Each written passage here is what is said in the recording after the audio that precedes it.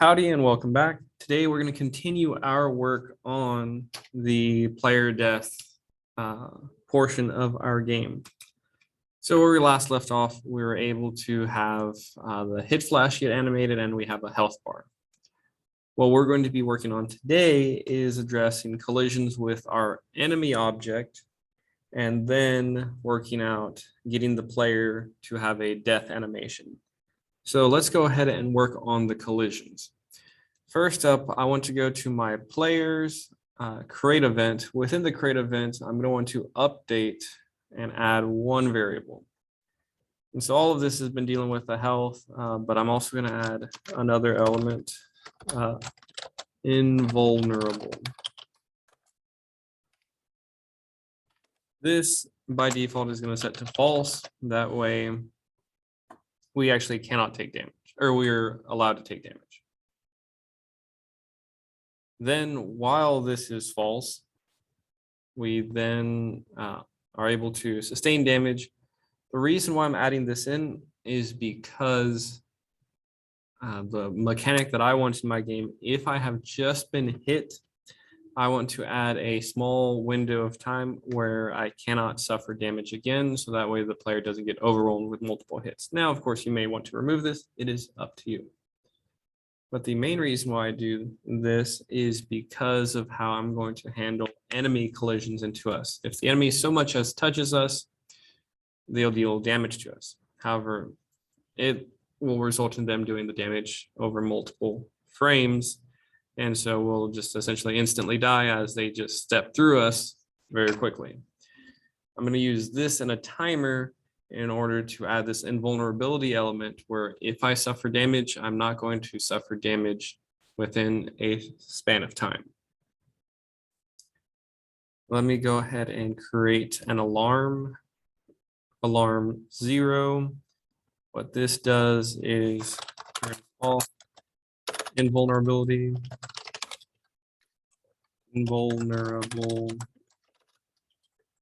is set to false.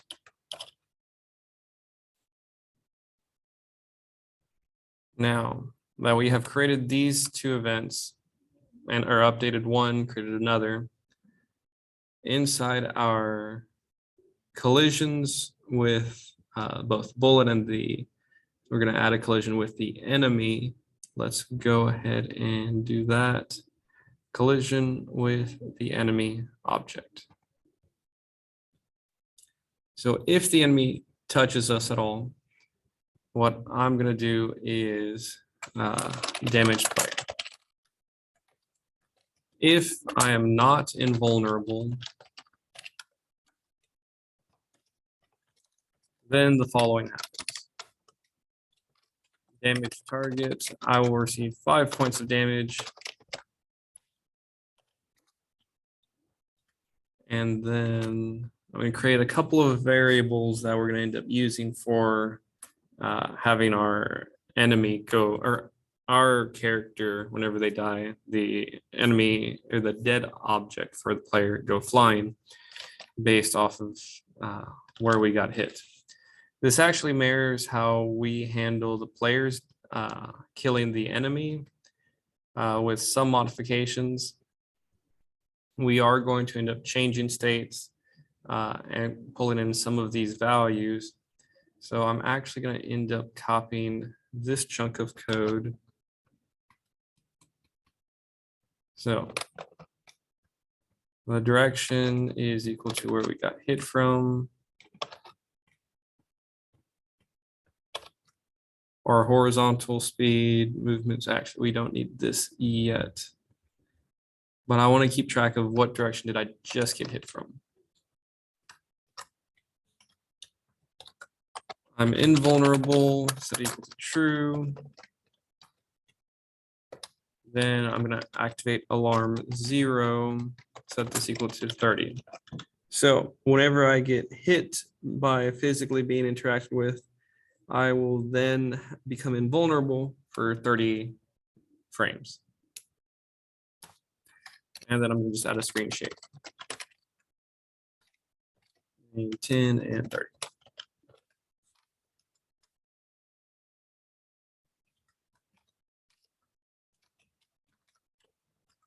And I'm going to actually update how the enemy hits us with the bullet and add similar code. They cannot damage us if we are invulnerable. So if we are invulnerable, they can't do any of that. But no matter what, the bullet will always destroy itself. And then we keep track of the direction that we got hit from. And actually grab all of that.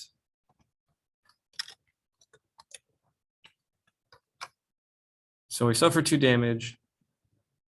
Keep track of where we got hit from.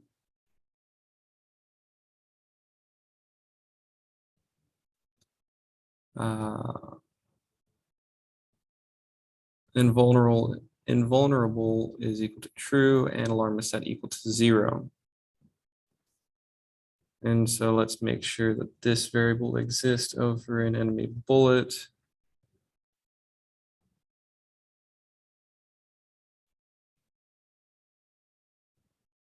And our bullet to other direction. So let's see what we get here whenever we run this. I think one of these things is going to end up not existing. We'll have to play around with it for a bit. But we should now at least have the screen shake. Yes, yeah, direction other hit from. That's what I was thinking was not existing. I think it's just the other direction is what I'm looking for here for both of these.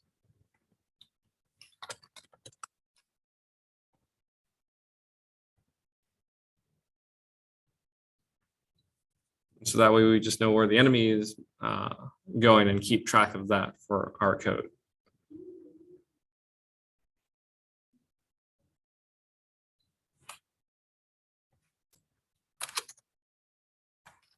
And so we get hit here. And so we're keeping track of all of that. Now we don't have anything with the code specifically to address anything else, but let's go ahead and have, we see the enemy is hitting us and we're doing that. Let's restart it just so we can have a melee. See, and there it goes. Each time they hit us, they dealt a significant chunk of our health. So there, yes. So it looks like everything is working out fine. All of our other code is working correctly still, so we're good on that front.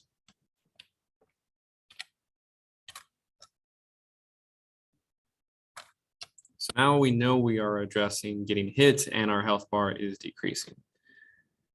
But what happens whenever our health drops to 0? We need to do something about that. So let's go into our sprites. I have already created a new sprite by importing it. This is my sprite player death. And so kind of a grisly scene, but that represents my player character dying. Remember, you want to model how our enemy astronaut dies just for the simplicity of things. And make sure they're facing the same orientation. Otherwise, you'll have a little bit of work to play around with. But assuming you have that down, then we just need to create the code for our player dying. We will in reality end up just copying our enemy dead. I'm going to, let's see, duplicate this. And this is going to be player dead. Let's jump over to player dead, and I'm going to swap out the sprite for instead the player sprite. Create initial values. And so that handles most things. We don't need this. Oh, we do need this extra shake if we are going down. And yes, so this should cover having a player death animation. Let's now go and make sure we can actually have the code recognized when we're supposed to switch into that. So I'm actually going to end up checking that not in our step event or anywhere else. I'm going to add it in another event, our in step event. Add step, in step. And in our in step event, we're going to go ahead and include for player death. So here we go. If our HP is less than or equal to 0, then I'm going to make sure to get rid of my rifle with obj_rifle instance_destroy. I don't have the rifle, then there's no concern, but if it is there, we'll make sure to get rid of it. Then we're going to change our instance. Instance_change, obj player death, and true. We want to make sure it calls the create event and delete events for the respective things. Player death, did I spell it wrong? Player dead.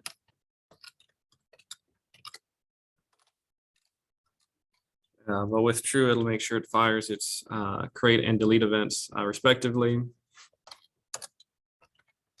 Then inside here, we've been keeping track of where we got hit.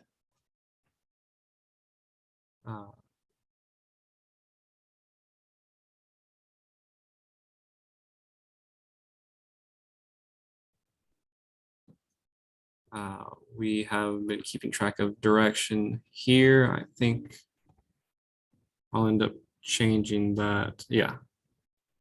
I'm going to end up going back into my code and I'm going to create a death direction equal to 0. And then over here, where we have direction, this will actually be death direction. Gets updated.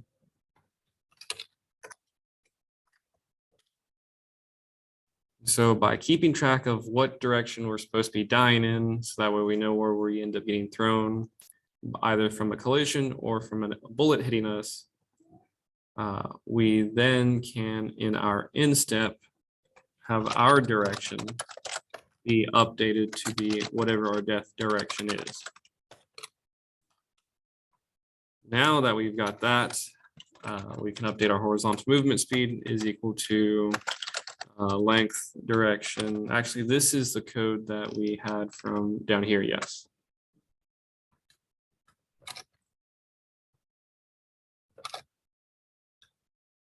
So copying over that code from our enemy death, I'm going to change some of these values up.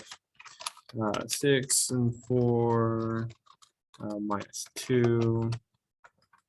And then match the image X scale. So that should now create a player death instance, and then it should just fly to the ground to represent it having died.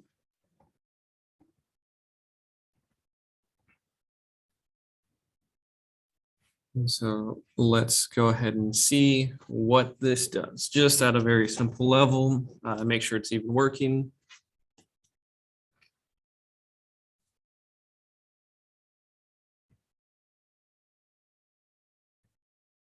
Let's see, it built it. Going into our testing room, we're getting hit, everything's good. It's just a matter of whenever we end up getting killed. And there we go. Hit tab to restart it.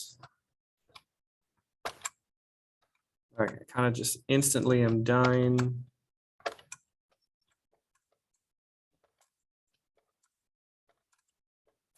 There we go. I get thrown a bit. It seems that I impacted a little earlier than I wanted to.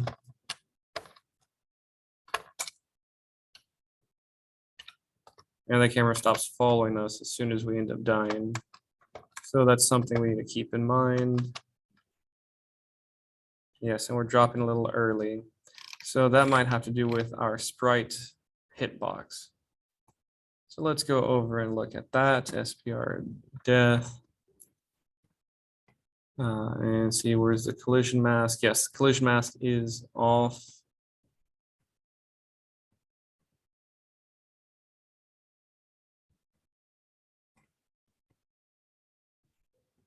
Because it checks the collision here and then swaps it over to there.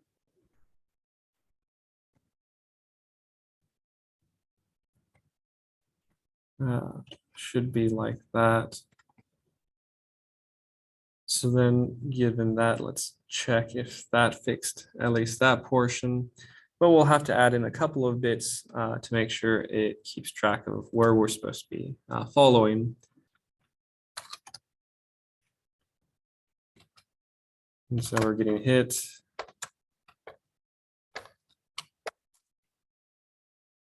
And of course, the camera keeps not following me, so I don't get to check.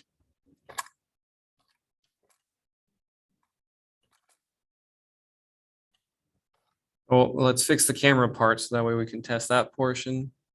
So we're going to head over to our OBJ camera. Let's see, OBJ camera.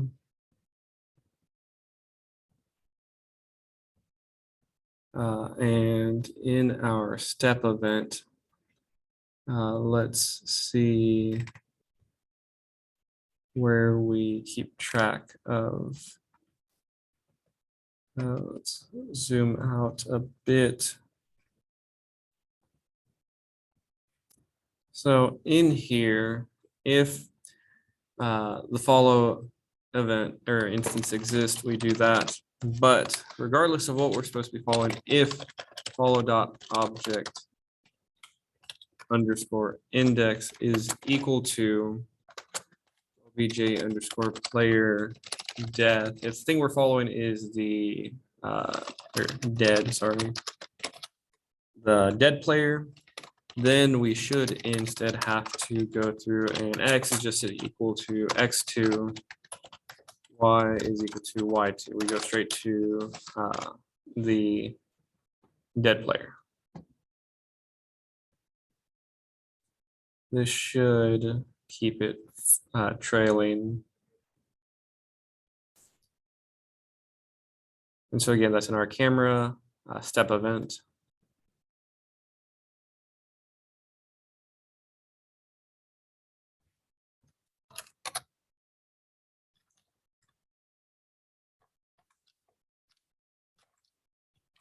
Okay, let me make sure.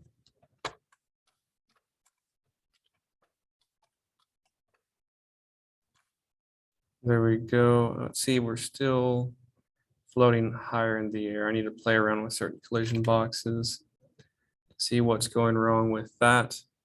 But we see that the camera is following us.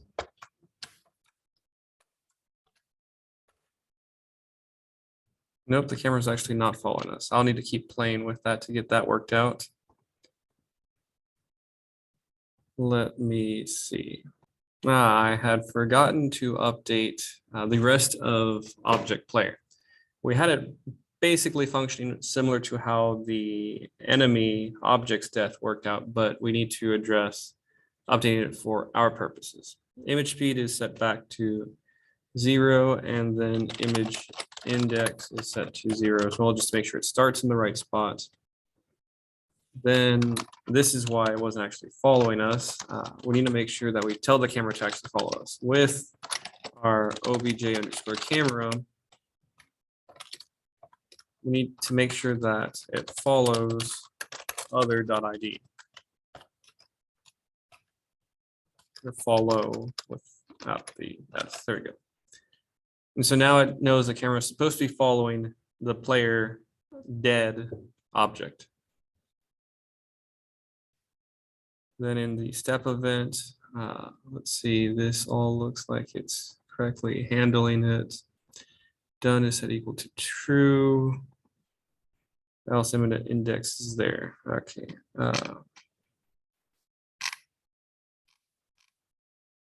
Then for the sprite issue, so I found the error. The collision mask was keeping the same one as the astronaut. We need to make sure it actually uses the same one as the sprite. It was using the wrong mask. That's why I was breaking. Now that we are correctly using the correct sprite mask here, so that's why the other changes I was doing was not being updated. Need to go back into the player death one and correctly have the collision off of here. Now that should properly have it updated. And that'll address that one component.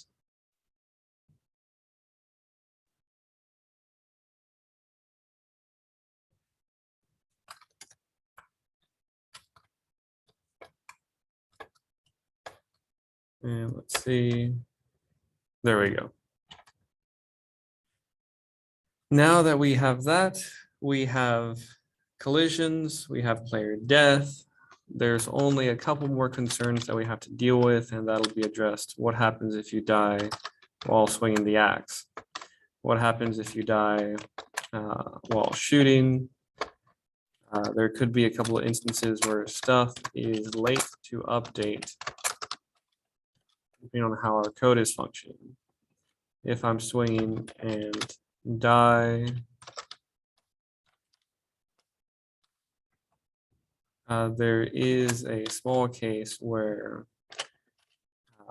the axe will potentially break, but that'll be up for the next video to go through and make sure we have all of that packed down. Otherwise, that's all I have for this video.